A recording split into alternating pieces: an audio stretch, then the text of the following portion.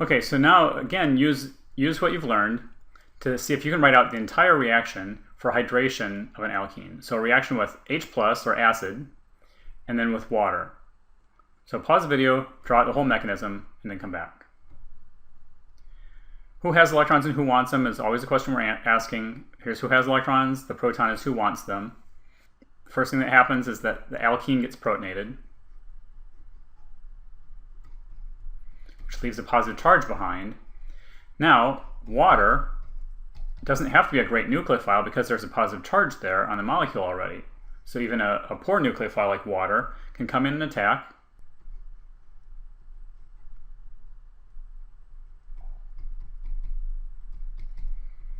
And water still has a positive charge on it though because it still has 2 protons. So we have to have another molecule of water come by and deprotonate that, pushing this electron pair onto oxygen to make our alcohol. If you want to draw the hydrogen that we added was there. That's the H2O that we just added for the hydration. Now the byproducts are H3O+, which is exactly what we started with, H2O and H+. So really our acid here is not used up in a reaction.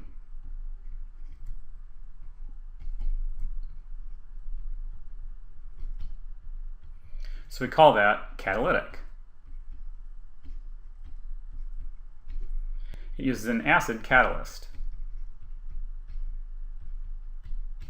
Now you can do the same thing with asymmetrical reactions. And again, it's going to follow Markovnikov addition. The electron pair comes out, grabs a proton. It has a choice to make, and it's going to make the more stable carbocation intermediate, which then will react with water to make my protonated alcohol.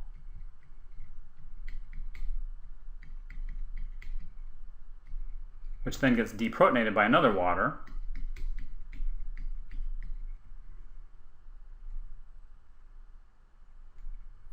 To make the final product. The Markovnikov or more substituted product.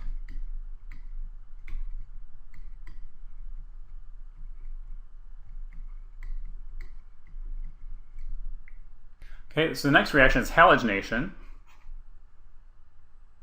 So here I'll take our alkene. And now we can react it with Br2 or Cl2, I2. And even though this molecule of bromine is not polarized, the alkene, who has electrons, can go and find one of the bromines, and that bromine will act like one that wants electrons, and it will push off the electron pair onto the other bromine. Again, you have a choice of where to put your bromine. Typically, people would put it at the end and then draw a carbocation at the more stable position. Then have the second bromine come back in.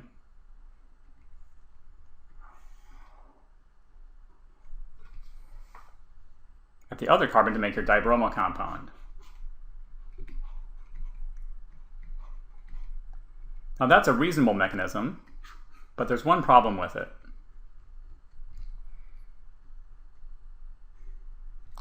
So chemists knew about this mechanism already, so they said, okay, so if I take cyclohexene and I add Br2 to it, the electron pair comes out, that one leaves. It makes one of the bromines on. Now we'll start putting some stereochemistry on it. So if that bromine comes on, but it leaves a carbocation next to it, now the second bromine should be able to add to either side of that carbocation. So if it adds from the top, I should get this compound. And if it adds from the bottom,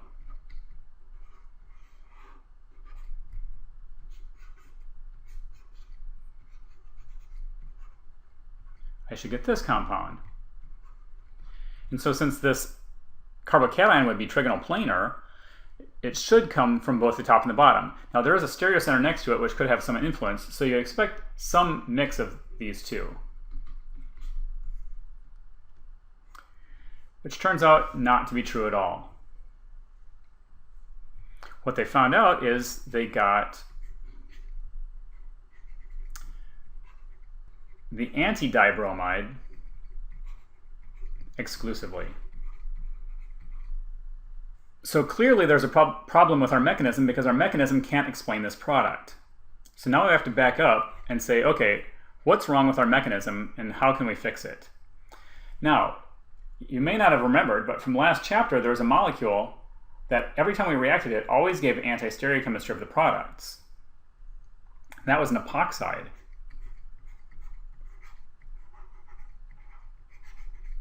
Because whatever nucleophile came in had to come in with backside attack, and that forced it to have anti-stereochemistry. So following that same idea, chemists said, well, what actually must be happening here is some kind of a three-membered ring with bromine in it. The positive charge then would be on bromine. And we call this a bromonium ion.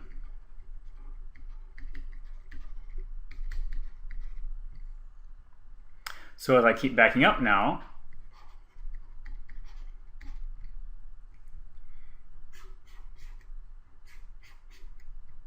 so my alkene must be adding to the bromine. This bond breaks, but also another one of the lone pairs on bromine comes back and adds back to my alkene, to the other side of my alkene.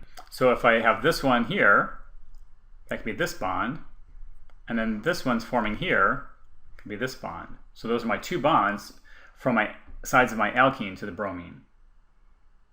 So this mechanism was devised to explain what we saw in the lab, because the mechanism that we guessed proved not to be correct.